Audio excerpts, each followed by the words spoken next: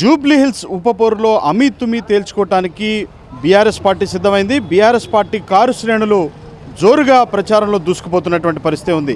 ఎట్టి పరిస్థితుల్లో సిట్టింగ్ స్థానాన్ని తాము తప్పనిసరిగా కైవసం చేసుకొని తీరుతామనేటువంటి ఒక దృఢ నిశ్చయంతో అయితే మాత్రం బీఆర్ఎస్ పార్టీ శ్రేణులు చాలా విరివిగా ప్రచారంలో పాల్గొంటున్నారు.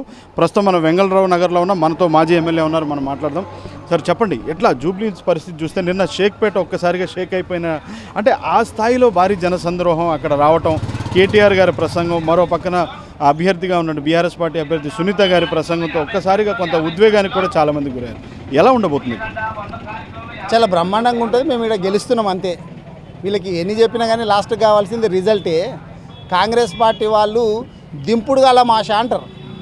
దింపుడు గల్ల ఆశ అంటే ఏంటంటే చనిపోయినటువంటి వ్యక్తిని తీసుకుపోయి ఇక అక్కడ పాతిపెట్టే దగ్గర లేకపోతే కాల్చేటటువంటి దగ్గర కొంచెం ఒక 100 మీటర్లు 200 మీటర్లు పోయి ఏమన్నా బతుకున్నాడు గిట్నా కొన ఊపిరితోటి ఏమన్నా ఆశ ఉన్నదని చెప్పి ఎట్లా ఆలోచన చేస్తారో దింపుడు గల్లంకి సంబంధించినటువంటి ఆలోచనలు కాంగ్రెస్ వాళ్ళు చేస్తున్నారు. దాంట్లో తూతూ మంత్రంగా చేసిందే అజరుద్దీన్ గారికి మంత్రి పదవి ఇచ్చుడు కూడా దాని కిందికే వస్తుంది. ఇవన్నీ చేస్తే మాకేమన్నా మైనార్టీల నుంచి 4 ఓట్లు పడతాయేమని చెప్పి వాళ్ళు భ్రమపడుతున్నారు. కాకపోతే మైనార్టీలకు చాలా క్లియర్గా అర్థమైంది ఏంటంటే మేము ఖచ్చితంగా బీఆర్ఎస్ వైపు ఉన్నాము. మీరు ఎన్ని కథలు చేసుకొచ్చినా మమ్మల్ని 2 ఇయర్స్ నుంచి మొత్తము 2 సంవత్సరాల నుంచి మమ్మల్ని పట్టించుకోనటువంటి నువ్వు ఒక వారం 10 రోజుల ముందు ఎలక్షన్ ఉన్నదనంగా ఆదరాబాదరగా మంత్రిని చేస్తున్నావు అంటే మాకు అర్థం కాదా? ఇప్పుడు టికెట్ ఇవ్వకపోతే ఇదే అజరుద్దీన్కు ఇప్పుడు టికెట్ నిరాకరించినటువంటి నువ్వే ఇప్పుడు తీసుకొచ్చి ఈయన మంత్రి చేస్తా అంటే ఇది ఉండేది కాదు, ఊడిపోయేటటువంటి మంత్రి. ఎందుకంటే ఆయన ఎమ్మెల్యే కాదు, ఎమ్మెల్సీ కాదు. 4 రోజుల లోపల 6 నెలల లోపల ఈయనను ఎమ్మెల్యేగానో ఎమ్మెల్సీగానో చేయకపోతే ఆటోమేటిక్గా మంత్రి పదవి పోతుంది, ఖతం అయిపోతుంది. ఇప్పుడు ఏ మంత్రి చేయాలంటే ఎమ్మెల్యేనో ఎమ్మెల్సీ చేయాలా? మళ్ళీ ఎమ్మెల్యేను క్యాన్సిల్ చేయించేసి రిజైన్ చేయించి ఈయన కొత్తగా ఈయన కంటెస్ట్ చేపిస్తాడా? లేదు. ఈ 6 నెలల లోపల ఏ ఎమ్మెల్సీ ఖాళీ అవుతున్నదని చెప్పి ఇవన్నీ కూడా రేవంత్ రెడ్డి గారికి చాలా క్లియర్గా తెలుసు. ఏదో మామ అనిపించేస్తే అయిపోతుంది. ఈ ఎలక్షన్ దాకా గండము గట్టెక్కిన తర్వాత అప్పుడు ఇక ఓడమల్లని ఎవరో బోడమల్లని ఎవరో అప్పుడు చూసుకుందాంలేనా ఆలోచన. కానీ ప్రచారంలో కాంగ్రెస్ పార్టీ నాయకులు పదే ఒక మాట ఇక్కడ జూబ్లీహిల్స్ ప్రతి ఒక్కరికి చెప్తున్నారు. అధికార పక్షంలో ఉన్నది కాంగ్రెస్ పార్టీ, అధికారంలో ఉంది కాబట్టి అధికార పక్షానికి ఓటేస్తేనే మీకు ఏదన్నా మేలు జరుగుతుంది అనేటువంటి స్థాయిలో చెప్తున్నారు. ఇలాంటి వ్యాఖ్యల్ని కాంగ్రెస్ పార్టీ ప్రచారంలో ఉపయోగించడాన్ని ఎలా చూస్తారు? ఇప్పుడు అధికారం పక్షంలో ఉన్నటువంటి వాళ్ళు ఇదే మాట చెప్పి కంటోన్మెంట్ లోపల 4 ఓట్లు సంపాదించుకొని ఏదో గెలిచిండ్రు. దాన్ని ఎంత అభివృద్ధి చేసిండ్రు?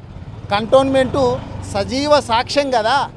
మీరు ఇదే మాట చెప్పుకుంటూ వచ్చిండ్రు, మేము అధికారంలో ఉన్నాము, మేము చేస్తాము, బీఆర్ఎస్ పార్టీ అయితేనేమో ప్రతిపక్షంలో ఉన్నది అని చెప్పినటువంటి మీరు తర్వాత ఒక్క మంత్రి కావచ్చు, ముఖ్యమంత్రి కావచ్చు, మళ్ళీ అక్కడ తొక్కాన చూసిండ్రా? ఎన్ని డబ్బులు అక్కడ విడుదల చేసిండ్రు? ఏమేం డెవలప్ చేసిండ్రు? కాబట్టి ఇక్కడ ఉన్నటువంటి జూబ్లీహిల్స్ ప్రజలు కూడా అంత అమాయకులేం కాదు. కంటోన్మెంట్లో మీరు మభ్యపెట్టి మసిబూసి మారేడుగాయం చేసి అధికారంలోకి వచ్చిన తర్వాత కంటోన్మెంట్ను కాదు అక్కడ ప్రజలను మొత్తం కంప్లీట్గా మర్చిపోయిన మీరు రేపు ఖచ్చితంగా ఇక్కడ అదే చేస్తారు అనేటటువంటిది ఉంది. ఇంకొకటి అభివృద్ధి మాట్లాడుతున్నారు మీరు. మా దగ్గర చిల్లి గవ్వలేదు మొర్రో అని చెప్పి నువ్వే చెప్పబడుతుంది. నేను ఢిల్లీకి పోతే నన్ను దొంగను చూసినట్టు చూస్తున్నారు, చెప్పులు ఎత్తుకపోయేటట్లు ఉన్నాడు అని చెప్పి చూస్తున్నాడు నువ్వే చెప్పబడుతుంది. ఎక్కడికి వెళ్ళి తెచ్చి పెడతావు నాయన? నీ దగ్గర పైసలు లేవని నువ్వు చెప్పుకుంటూ ఓ దిక్కు ఏమో చెప్పుకుంటూ కొలుపు పెట్టి చెప్తున్నావు, మళ్ళీ తలుపు మూసి లోపల చెప్తున్నావు. కొలుపు పెట్టి చెప్పుడేంది, తలుపు మూసి చెప్పుడేంది? మళ్ళీ 2 నువ్వే చేస్తున్నావు కదా. కాబట్టి కాంగ్రెస్ పార్టీ వాళ్ళకి అర్థమైంది ఏంటంటే డిపాజిట్ గల్లంత అవుతున్నది కాంగ్రెస్ పార్టీ వాళ్ళదని వాళ్ళకి అర్థమైంది. ఎన్ని ప్రయత్నాలు ఫ్రస్ట్రేషన్ లోపల ఏం చేస్తుందో తెలుస్తలేదు. ఆ విధంగా చేస్తా కాంగ్రెస్ నేను తలుచుకుంటే బీఆర్ఎస్ పార్టీ నాయకులను బయట తిరగనివ్వను అనేటువంటిది ఇక్కడ కాంగ్రెస్ అభ్యర్థి నవీన్ యాదవ్ చేసిన వ్యాఖ్యలు. మీరంతా కూడా వెళ్ళి ఎలక్షన్ కమిషన్ కూడా ఫిర్యాదు చేశారు. అసలు ఇలాంటి వ్యాఖ్యల్ని చేసేటువంటి ఒక అభ్యర్థి స్థానంలో ఉండి చేయటాన్ని ఎలా చూస్తారు? బీఆర్ఎస్ పార్టీ 10 సంవత్సరాల అధికారంలో ఉన్నప్పుడు హైదరాబాద్ కావచ్చు, మొత్తం తెలంగాణ కావచ్చు ఎంత ప్రశాంతంగా ఉన్నదో మనకు తెలుసు. ఈ గూండాలందరూ అప్పుడు ఎక్కడికి పోయినరు? కనుమరుగైపోయినరు. దాదాగిరి చేసేటోళ్ళు, గూండాగిరి చేసేటోళ్ళు అంతా కూడా అజ్ఞాతవాసంలోకి వెళ్ళిపోయినరు. మరి ఈ కాంగ్రెస్ పార్టీ వచ్చినప్పటి నుంచి మహిళలకు స్వేచ్ఛ లేకుండా పోయింది, మహిళలకు రక్షణ లేకుండా పోయింది, పోలీసు వాళ్ళకు కూడా రక్షణ లేకుండా పోయింది. మొన్న ఓ కానిస్టేబుల్ను ఒక రౌడీ షీటర్ చంపేసే. తర్వాత మొన్న డీసీపీ గారి మీద కూడా హత్యా ప్రయత్నం జరిగితే ఏం చేస్తున్నట్టు కాంగ్రెస్ పార్టీ? లేకపోతే కాంగ్రెస్ పార్టీ అనేటటువంటిది సర్కారును నడిపిస్తుందా, సర్కస్ నడిపిస్తుందా? వీళ్ళకి ఆలోచన ఉందా? లా అండ్ ఆర్డర్ అనేటటువంటిది కంట్రోల్లో ఉందా? వీళ్ళకి ఏమీ అనుభవం లేదు అనేటటువంటిది తేటతెల్లమైపోతుంది. కానీ చివరిగా చెప్పండి, అంటే ప్రచారంలోకి వెళ్తున్నప్పుడు ప్రజల నుంచి, అంటే ప్రధానంగా ప్రచారంలో మీరు ఏమని ప్రజలకు భరోసా ఇచ్చుకుంటూ ముందుకు వెళ్తున్నారు?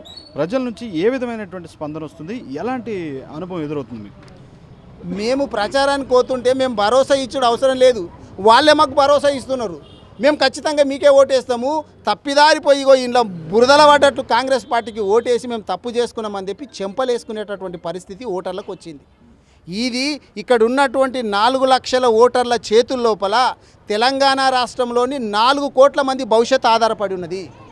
ఎందుకంటే ఇదే రేవంత్ రెడ్డి గారికి ఇట్లా కాంగ్రెస్ పార్టీకి తప్పుదారి ఓటేస్తే నేను ఇండ్లు ఊలగొట్టినా నాకే ఓటేసిండ్రు, మహిళలకు ఇచ్చినటువంటి హామీ 2500 ఇవ్వకపోయినా నాకే ఓటేసిండ్రు, తులం బంగారము ఇవ్వకపోయినా నాకే ఓటేసిండ్రు, నన్ను ఇంకా అడిగేటోడు ఎవడు అని చెప్పి ఇస్తాడా?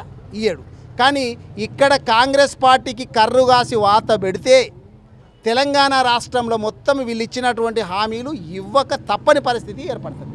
కాబట్టి నేను ప్రజలందరినీ కూడా ముఖ్యంగా జూబ్లీ హిల్స్ ప్రజలను కోరేది ఏంటంటే కాంగ్రెస్ పార్టీకి గుణపాఠం చెప్పాలా. మీకున్నటువంటి మీ ఇంట్లో ఉన్నటువంటి ప్రతి వాళ్లకు కాంగ్రెస్ పార్టీ ఏ హామీ అయితే ఇచ్చిందో అది రావాలంటే ఖచ్చితంగా కాంగ్రెస్ పార్టీని ఓడగొట్టాలి.